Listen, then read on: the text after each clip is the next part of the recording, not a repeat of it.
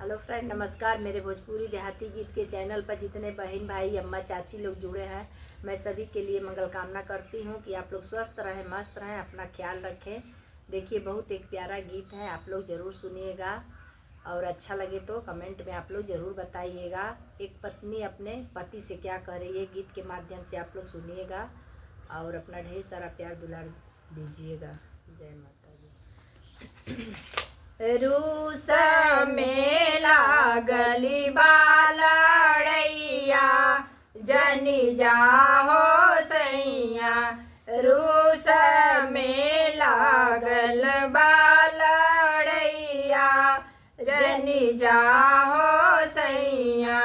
रूस में लागल बालड़ैया, जनी जाहो सैया।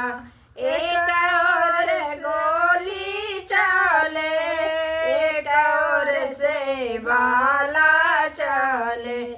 एक और से गोली चले, एक और से भाला चले। बीचवा में बहे खून की नाली, जनी जाहो सैया। बीचवा में बहे खून की नाली, जनी जाहो सैया।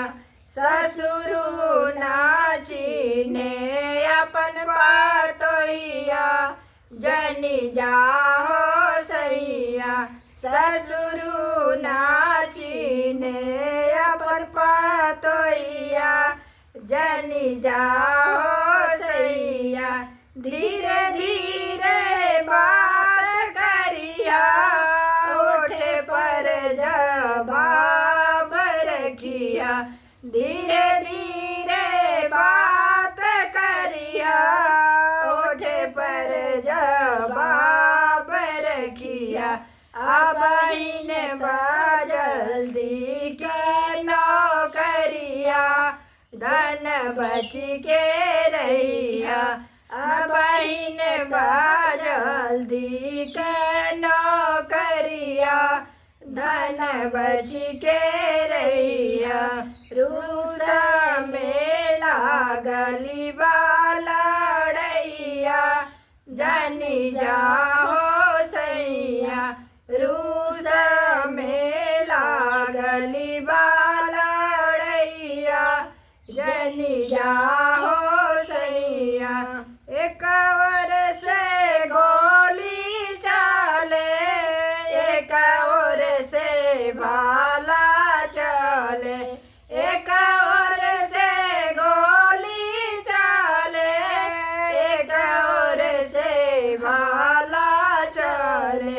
बीचवा में बहे खून की नाली, जनी जाहो सैया।